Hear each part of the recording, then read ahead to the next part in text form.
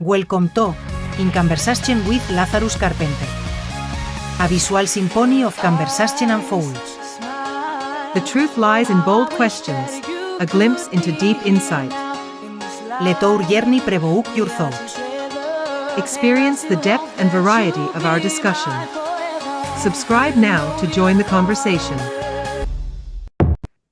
Well, good evening and welcome to Book at Bedtime, Tales from Wales on Oyster-Mouth Radio, and also my podcast on my website too.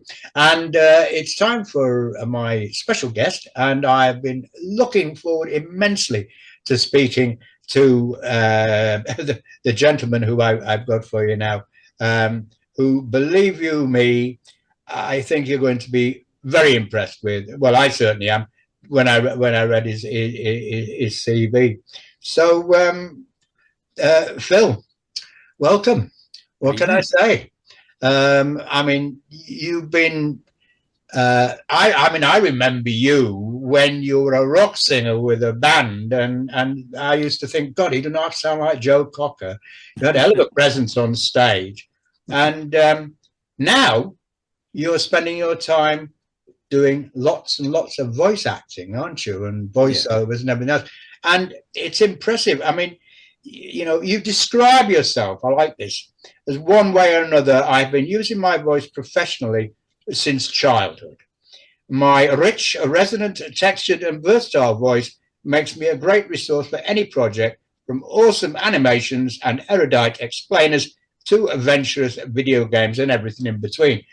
It's true to say, isn't it, that you have done so much of that, certainly in the last 2 years. It's impressive. Yeah. I've been quite lucky. It's, a lot of stuff has fallen in my lap, in fairness. You know. Well, you have got a very distinct voice, Phil. So much so that it actually won you the Welsh Voice Actor, didn't it? Best performance in web and TV commercial in 2024. Yeah. How did that feel?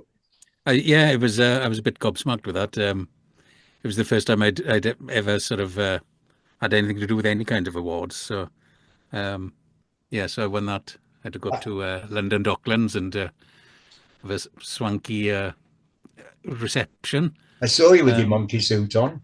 That's it. Yeah. Well, I mean, were you expecting? Did you know that you'd been nominated? I knew I'd been nominated. But I didn't for a minute think that I'd get it. I mean, Brian Blessed won an award on the same evening. Oh, goodness. So, and I'm back. I'm back there next week because I've been nominated for 3 different awards this time as well. And then last year at a different set of awards, I was nominated for 2 awards there as well. I didn't get one on that one, but it's nice just to be. It's great to be nominated, isn't it? Because it means that people hear you, they're impressed, and they think you're worthy. You must your workbook must be filling up, I would have thought. It's okay. I mean, the whole industry is sort of up and down at the moment. I think that there's a lot going on in the world that is shaking the confidence of people's spending power, or the business's spending power. So it seems to be the whole of marketing is sort of clutching onto its purse strings at the moment. You know, so it's the same thing in publishing generally. I think whether one's writing a book or making movies or doing what you do, it's the same thing in it. Money is really tight. Yeah. I mean, I know with my book Crack Finant, I pitched it for a movie. And they said, "Oh yeah, brilliant! It would be excellent, but it would be an epic." So, and there's no money for that sort of thing. Yeah, exactly. So there we go. I went and cried in a corner after that for a little while, you know, as you do. But Phil, you've done 8 audios, 7 animated films, 1 film, 29 video games. 20 video games, 9 commercials, and a corporate film that you did for the police, didn't you? Yeah. What was? I mean, not everything's on there. There's lots of little jobs. So right. All them, you know. It's not an exhaustive list, you know. But it's what I can remember when it comes time to update it. What I was impressed with is that you played, in terms of characters for voiceovers, a number of policemen yourself. You played a number of detectives, haven't you, in different things? Yes, yeah, at various things. Some dinner party games I played. And you also, I noticed that in some of the things you played multiple characters as well. Yeah, well, as you know yourself, audiobooks in particular. Um, I think more so now than they used to be, are going sort of that way that they're almost bordering on audio dramas themselves. Yes, The people want a lot of the newer authors want fully fledged characters rather than just their book narrated. So share with us how you go about rehearsing, say, a conversation between two characters that you're doing. How does that work for you? I don't really I put much thought into it beforehand. I'll sort of go for it, and then I'll work from what from what I've produced, or not work or scrap it or whatever. But I don't put a lot of thought um, into building each character until really as the story goes along. But I mean, the initial sort of voice, it's like everything. It's like TV series and things like that. And you see people sort of fall into their characters over time. Do you know what I mean? So, and it's no different. And in an ideal world, I suppose I'd read the book and then, and then make notes on each character and this and that. Yeah. But then I wouldn't get around to doing much work, unfortunately. No. I mean, it is very time consuming, and it is, yeah. And you're quite right. Sometimes it's better just to go for it, because 9 times out of 10 you get it right the first time as well. Yeah. Don't you? Yeah. I did a game. The largest game I've done actually it's a AAA. We call it in the industry because it's a sort of a big scale game. And they just told me that my character was Latin American, so they wanted a sort of Venezuelan accent. That was literally they told me that on the first day of recording, so there was no prep gone into that. There was just you just went for it. Would you, throughout your life, would you say that you've been a bit of an impersonator, if you like, of accents and things like that? No, not at all. I'd never, and I've never paid a huge amount of attention to accents. I've always been quite self-conscious about my own accent until I got into voiceover. Right. Through a bit of sort of accentism through growing up, and working for various people and things like that. But no, and so I'd say no on the one hand, but on the other hand, doing cover versions of songs sort of leads you some way down the path of imitation. Even again over time, they grow into sort of your own performance. You start out undoubtedly emulating the person that you're copying. Have you got a favorite piece of work that you've done that you're really, really proud of? There's one that's about to come out. I think it's going to be in a film festival somewhere, which I did with a couple of artists. I think it was funded by Natural Resources Wales, and it's only about 13 minutes long, but it's a piece about an old bryologist, a moss expert. He's sort of using his knowledge of mosses to sort of prepare his granddaughter for his passing on. Right. And it's just a lovely emotional piece of work. So at the moment, that's my favorite. Sometimes when I'm doing a bit of narrating, I get quite moved by what I'm reading, and sometimes moved to tears. In fact, does that happen to you? Oh, absolutely, yeah. Because you've always struck me as a very emotional sort of a guy, so it must come out in your work a tremendous amount. There are some. I do a series of books for Detective Fagan, sorry, written by Jason Chapman. Right, yes. Yeah, and the first book of that was quite emotional. There was a lot of sort of historical child abuse and stuff brought into the book. and getting to play sort of the parents of victims, and that led to sort of a few having to take a bit of time off to sort of clear my head afterwards. Yes, I mean it's very kind of well, it eats into you when you're doing it, doesn't it? Because you live it. Well, you don't live it, but you feel it. Well, that's the idea, isn't it? Is to see it from their perspective, really, isn't it? If you're going to make it believable. So, I mean, the other thing that's interesting for me as a Yorkshireman, having lived in Wales for 30 odd years, my Welsh is absolutely dreadful. But you're a fluent Welsh speaker, aren't you? And do quite a lot of work in Welsh as well as in. I do a lot of work in Welsh, but I'm not a fluent Welsh speaker. I'm a learner. I'm an adult learner. Are you really? Yeah. And yet, some of the Welsh stuff that I've heard that you've done is I wouldn't have ever thought that you were a learner. It's painfully dragged out of me. A lot of that is it takes a lot of time in the booth for me. I mean, and of course, there's confidence comes into it as well. Then so. Yes. But yeah, I mean, you're. Would you describe yourself as a generally confident sort of a bloke? No, not at all. No. So it's a strange thing, confidence, isn't it? Yeah. I wouldn't describe myself as confident at all, but I'll have a go at almost anything. I'm not frightened of failing at things. So I'm confident in that way, but I'm not confident. I've never really been confident, particularly with people or in. Well, now this is an interesting question for you. This, the adult Phil Rowe that you are now, right? Yeah. What would you say to your younger self?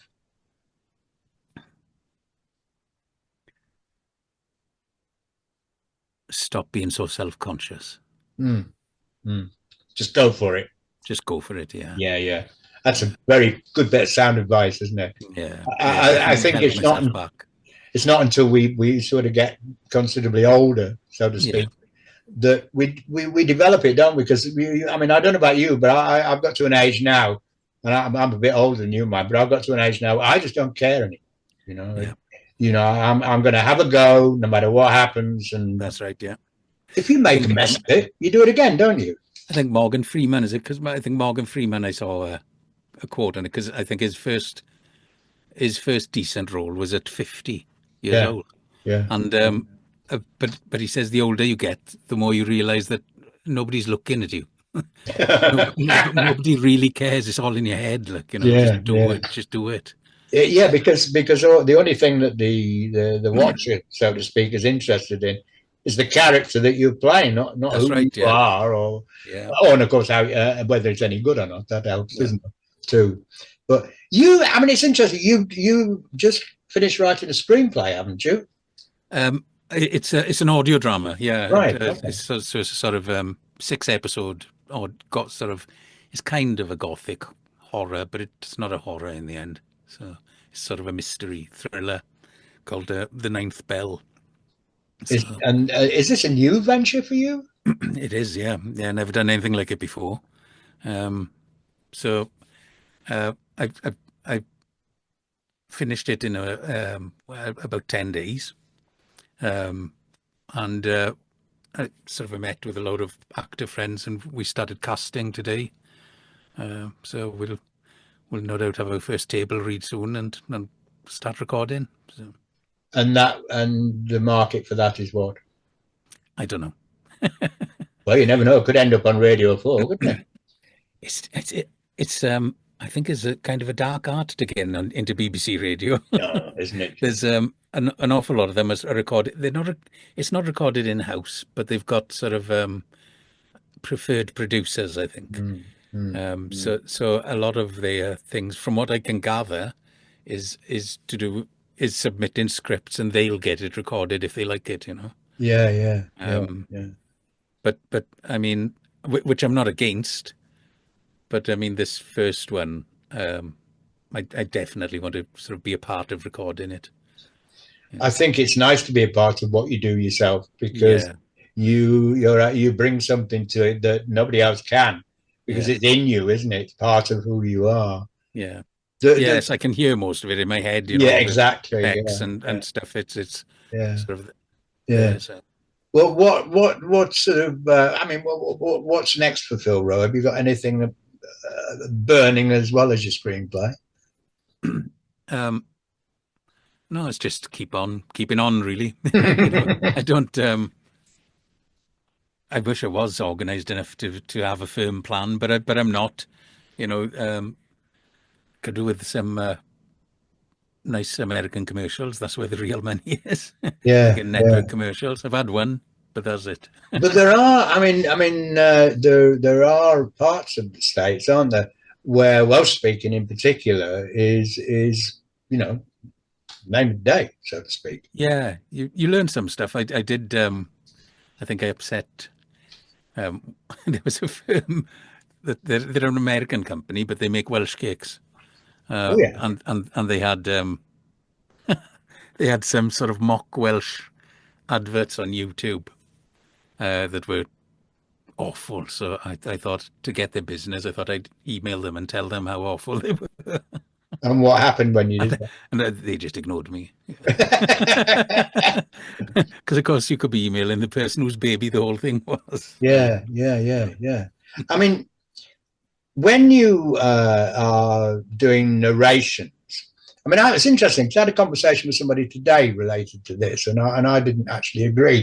This chap said to me that there is a difference between narrating and being a voice actor, and I thought, well, not really, because it's the same sort of thing, really, if you're any good at what you're doing. Well, what's your view on that? It depends on what the narration is, really. I Yeah, suppose you know, if you're doing corporate work and it's fairly sort of straightforward. bland. Nobody wants anything. Nobody wants anything that's too exciting. You But know. if you're doing a book that's got characters in the book, Yeah, and even then, there's different ways of approaching it. So some authors want fully fleshed, you know, different characters, and some like if, for instance, the Harry Potter books with Stephen Fry, he doesn't do character voices. no. Um, He doesn't need to. does Does enough, he? yeah, but he does enough of a difference in his voice so that you know that who's speaking when. Do you know what I mean? Which I suppose is more akin to, you know, having a book read to you as a child. Do you know what I mean? No, not every parent goes into full performance mode. So I kind of like both ways, to be honest. Yeah. I agree with you. I mean, my father, when I was a little boy, he used to he used to read Christmas Carol to us every year. You know, no matter whether we wanted to hear it or not. In the end, he did it, and he used to do all of the voices. Yeah. And what used to amaze me at the time was how he remembered to do the right voice at the right time. It was phenomenal, and he only did it once a year. You know, so it was quite phenomenal, really. Well, oddly enough, before voiceover, that's what I used to do with my grandchildren. But I did a children's book. It's a lovely children's book called Flea Bins. It's about a dog, Sir Do Goody, and Flea Bins. And it's lovely to do, but it's an exhausting because everything with children needs loads of energy in it. Do you know what I mean? So it's really exhausting compared to sort of normal audiobook stuff. Enjoyable. So I'm hoping there'll be another in that series as well that'll come soon. Do you have a favourite sort of mode, as it were, a favourite genre? No, I mean, audiobooks is not my favourite genre. I love to do stuff that's quite dramatic. Yeah. Anything. If I can get a script and I look at it and I think that's going to touch people or affect people, then that's the stuff, really. I suppose that's the stuff everyone wants, really. But for me, that's the stuff I want, you know. But you're a very emotional man, aren't you? So anything emotional is going to really, well, it's going to be you. There's lots. I mean, there's lots with sort of the Welsh accent sort of lends itself to emotion because it's got big vowels. Do you know what I mean? Or so it does sort of lend itself to that kind of stuff. poetry, and it's just, I just love it. I love reading poetry. And Do you like doing Dylan Thomas? Yeah, wonderful. That's what the award I won was for Do Not Go Gentle Into That Good Night. Minus a verse, unfortunately, because it was for a minute-long advert, so they cut a verse out. But yeah, that's what won the award for me. Have you narrated The Outing? No. Have you read it? No, I haven't. No. Oh, seriously, I mean, it's pretty rare to get a copy. I've got a copy. I'll loan you it. Right. You would love to do that. I'm telling you, because it's typical Dylan, in so many ways, but it is hilarious from the very first sentence to the very last. Yeah. And it's only a short story, but it is very, very good indeed. I mean, I'm not Welsh, and I love reading it out loud. I love doing all the voices in it when I can remember or who they're supposed to be. He is great, he's superb, but at just writing those characters, isn't he? Do you know what I mean? That he seems to be able to write a character and tell you exactly who the character is in 2 sentences. Exactly. I mean, that's a real skill that not many people have got. Certainly not nowadays. Yeah. I mean, a lot of people that we read stuff by, they go around the houses to get to the front door, don't they? Yeah. By the time you've got there, you've forgotten what they were supposed to be doing in the first place. which is.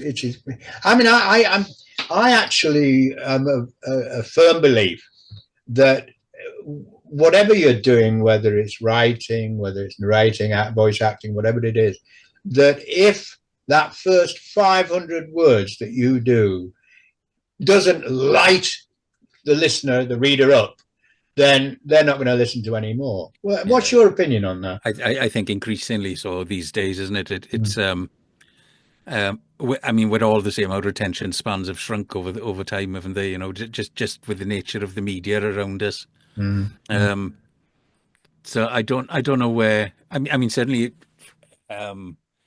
with what we do, we have different sort of reels, different showcases then for different genres of voiceover that we send out, and the aim is to try and grab with the director or whoever, the casting director or the listener, in the first, within the first 10 seconds. It's a shame. That first 10 seconds. I mean, it's a bit like The Voice on telly, isn't it? When you see these singers, the chair, that first few notes, sometimes the chairs go straight round. Yeah, they hear it immediately. Yeah, that's right. Yeah, that's the ticket, isn't it? It is. Yeah. It's a shame it's like that, but I mean, from their point of view, if they've got sort of 50 reels to listen to cast a part, then it's a lot of time, isn't it? It is a lot of time, and you want to be impressed by what you're hearing, don't you? Yeah, I think that's the thing that people forget is because, like anything, a lot of the business, I'm not one of those. A lot of people sort of base their voiceover business just around sort of auditioning constantly. Do you know what I mean? And some of it sticks. I don't do that myself. But I mean, the flip side of that is it's selection rather than rejection. But it's easy for it to start to feel like rejection. Do you know what I mean? Mm-hmm. I think the hit rate on online casting is sort of 1 in 100 auditions. Yeah, you're part of the Spotlight. Yes, yeah. Yeah. I think that's my Spotlight CV. And I mean, I did notice. I mean, I've never trained in anything like that, at all. But you've done quite a bit of training, haven't you? For voiceover, yeah. Yeah. I mean, that's the only training I've ever done, really. To be honest, was when I sort of because obviously, as you know, I was a musician before. I was struck. I got a condition called sarcoidosis, which damaged my lungs, which isn't helpful for a singer. Much less a gigging one, So much less somebody that used to belt it out like you did as well. Yeah. So the last sort of the gigs were becoming you know, without me even realizing, I was Harder just and sort of harder. taking more and more painkillers to get through gigs, you know. Yeah. So that had to come to an end. And so as it happened one day, obviously I do the magazine as well. And I did one of these sort of sketch, you know, these hand that sketches the presentation out. And there was a sort of an AI voice on that. So I put the script in and the voice was just atrocious. And I thought, well, I had the studio. So I thought, oh, well, I'll just give it a go myself. And that was hugely frustrating. But when when I did finish it, I sort of looked into it then basically on where I was going wrong. And it just fascinated me. It fascinated me how much there was to learn about it. You know, do you know what I mean? It was like so many things, isn't it? You think it's a thing, and when you look at it, it just expands exponentially until all of a sudden you've got this vast thing that you need to learn about. Yeah, we've probably got listeners and watchers who are really interested in, you know, voiceover work and voice acting. What would your advice be to them in terms of what sort of things they should think about for, certainly, you know, let's say the 5 cardinal rules for a voiceover artist or something like that? Well, the first thing is I mean, this isn't where I record. This is my editing suite here. My booth is next to us. So is your recording environment, because you know you're never going to get a good finish if your recording environment isn't sufficiently dead. So you need to sort of get all of that sort of in line, because you can buy the best mic. In fact, as you buy better mics, it becomes more important, because Indeed, yeah, you know they just pick up everything, you know. Yeah, that's right. So the recording environment is first. Before spending any real money, I would sort of dip your toes in somewhere with somewhere like Gravy for the Brain for training. Gravy for the Brain is probably the most extensive for going in as a beginner for training. I mean, there are cheaper options, but Gravy for the Brain is sort of a monthly thing, and I think there's something like 27 courses on there that you can take, plus you have access to mentors and experts, and you know, to sort of help you along. Unfortunately, like all sort of interests, then there's sort of a big pool of fishermen with their rods waiting to catch waiting to catch people. So do your research on anybody that you're going to pay money to. That's a very good point. I mean, I think that a lot of people who advertise their services, when you listen to their work, you know, they're not really that good, you know, and they command phenomenal amounts of money as well. For, you know, say, audio work, Rick Kickoff, and narrating a book. And I mean, over here, but the amount of sort of coaches, and there's some very good coaches, you know, really top-notch, excellent sort of coaches, and then there's an awful lot of people that see coaching as easy part of their voiceover business, and they're not very good. They're not very good at coaching, and you know, and they don't have the experience themselves. Anyway, there's a lot of it about now, unfortunately. I mean, that kind of teaching is a very specific skill, isn't it? I mean, it's like being a drama teacher. It's the same sort of thing. You really have to know your marbles, as it were, before you start playing in the alley. And isn't it true? I mean, nowadays in cyberspace world that we live in, you know, we've got all these people that are experts at this and experts at that. I mean, Vanity Publishing is a very good example, isn't it? Yes, yeah. Where you pay a tremendous amount of money for nothing. Yes, that's right. Yeah. And we all know that if you write a book, it doesn't, you know, or work like a play or something, it doesn't end there, does it? I mean, then you have to promote it, market it, and that in itself is a full-time job. It's the same with everything, isn't it? And of course, from the outside, we look at things and misunderstand fundamentally what that business is about. The music business has always been sort of a great example. Do you know what I mean? Whereas we think that or as youngsters, you tend to think that you're going to keep playing, and then one day you'll play the right place, and somebody will come along and discover you. It never Whereas happened. all the people at the top have got their lawyers and they've got their product, and they go and they've got their product to sell, and so they've basically done half the work for the record companies beforehand. Yeah. So there's a sort of a big naivety about anything. I don't know if entertainment is the right word, but anything sort of public facing, where you don't really see the business as the end result. I think entertainment will do. Yeah, I think it's very descriptive, because at the end of the day, it's what it all is, isn't it? Yeah, but I mean, there used to be I way back in the late 60s and very early 70s, I remember I was a disc jockey for the Top Rank, and in Sheffield and Leicester, and I remember back in those days that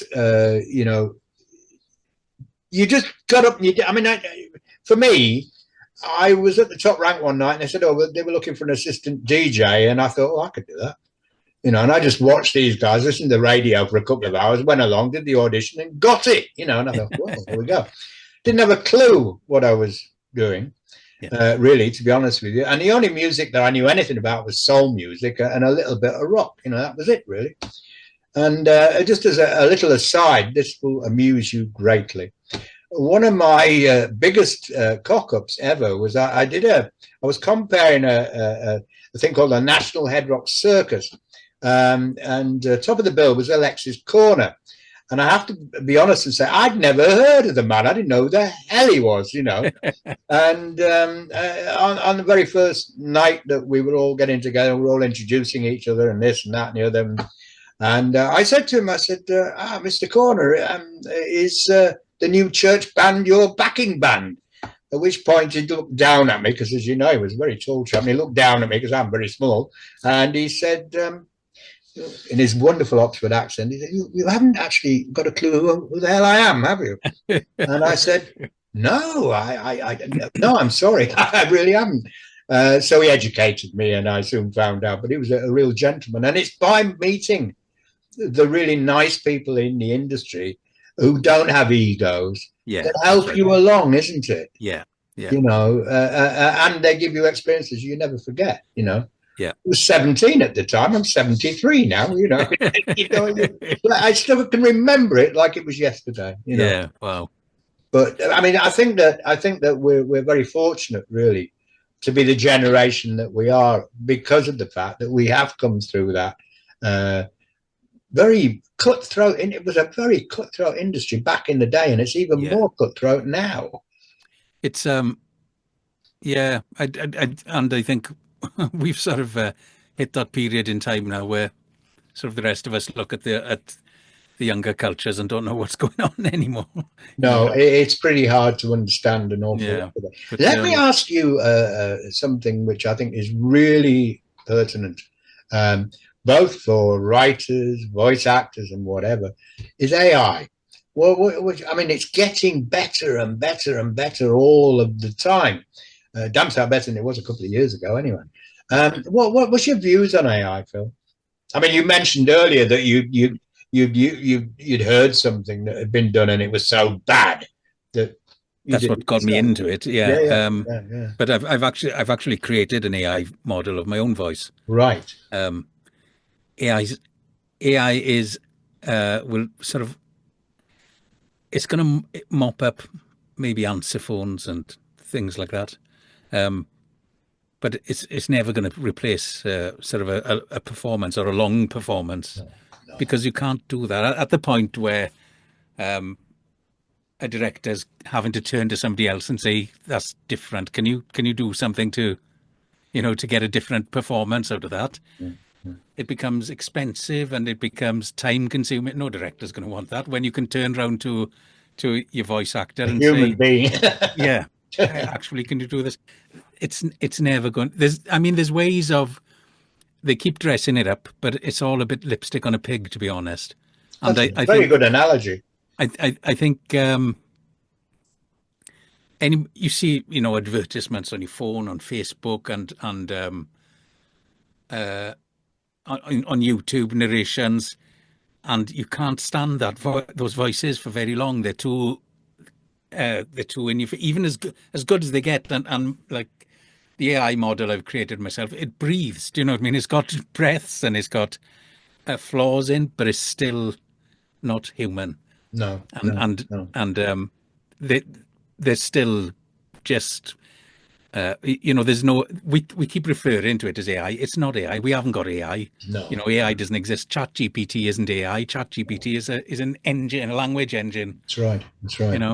So there's a tremendous amount of paranoia around in the industry, though, isn't there? Well, it sells good for the media, doesn't it, in reality? Yeah. But I mean, we're nowhere near any singularity or anything else. Do you know what I mean? And ChatGPT, if used properly, is wonderful. It's a wonderful way to brainstorm, and it is. I mean, you have to check your vanity with things like that, because it's going to tell you what it thinks you want to hear.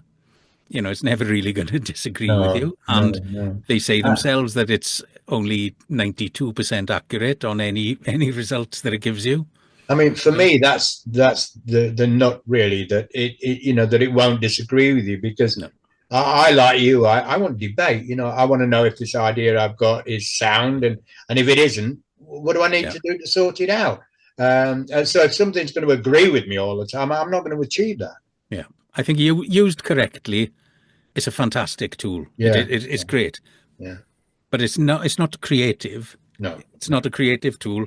It's not going to create anything for you. No, at least it's not going to create anything for you that you're not going to be able to tell is done by ChatGPT or its equivalent. Yeah. I mean, there's a big thing in the book industry at the moment, because a tremendous amount of hundreds of thousands of authors have had their work plagiarized by these huge meta companies.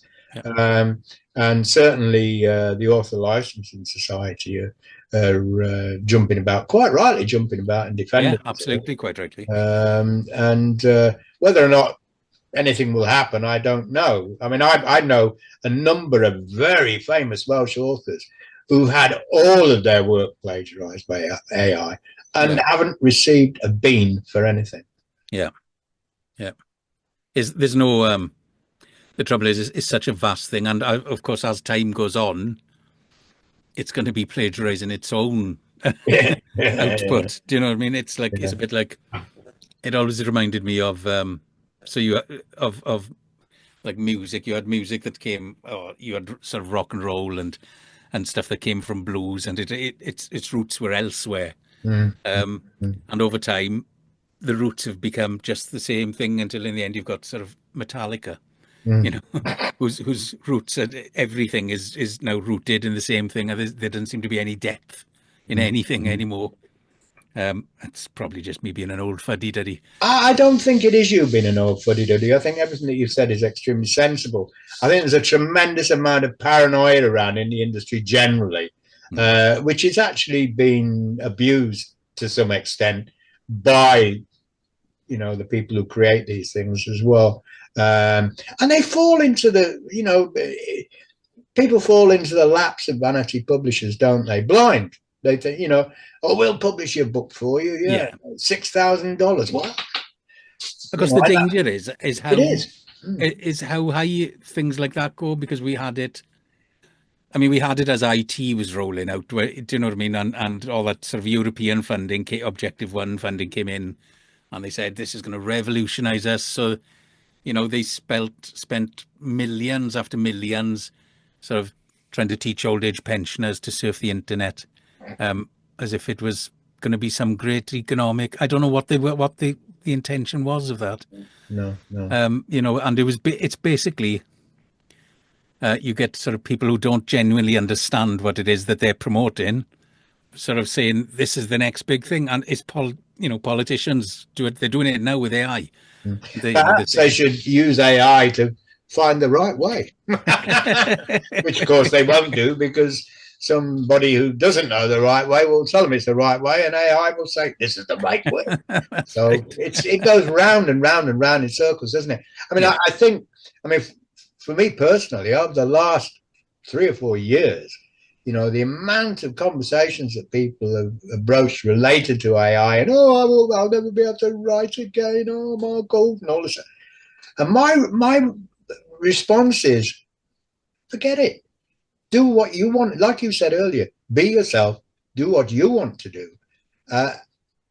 And don't pay a license to any of this stuff, because the more license you pay to it, the less time you have to do what you want to do. Yeah. The trouble is, you can end up. You had a lovely phrase the other day with analysis paralysis. That's true. That's a good place to wind up. Actually, analysis paralysis. Very good place. Is, yeah. Phil, if people want to get hold of you, how do they do that? My website's probably easiest. It's philrowevoice.com. That's very easy to remember, isn't it? philrowevoice.com. Very easy. I thought I wouldn't make it too cryptic. No, I think it's very good. Very nice to be simple. Imagine having a name like mine. Oh, goodness me. I think I have to do with my name. It's amazing the amount of people say, is that your real name? And I say, well, what's it got to do with you? If it's a stage name, it might be, it might not be. It's for me to know and for you to find out. Keep the conversation going, if nothing else. Phil Rowe, it has been a delight to have you as our guest on the program this evening. My pleasure. And I hope that our listeners and viewers actually have learned something, because a lot of what you've said has been full of wisdom and wise words, coming from knowledge and a good place, and coming from your heart, which is the most important thing. Absolutely. Phil Rowe, thank you very much for being our guest on Book of Bedtime Tales from Wales and on the podcast. Good night, and thank you. Good night, lads.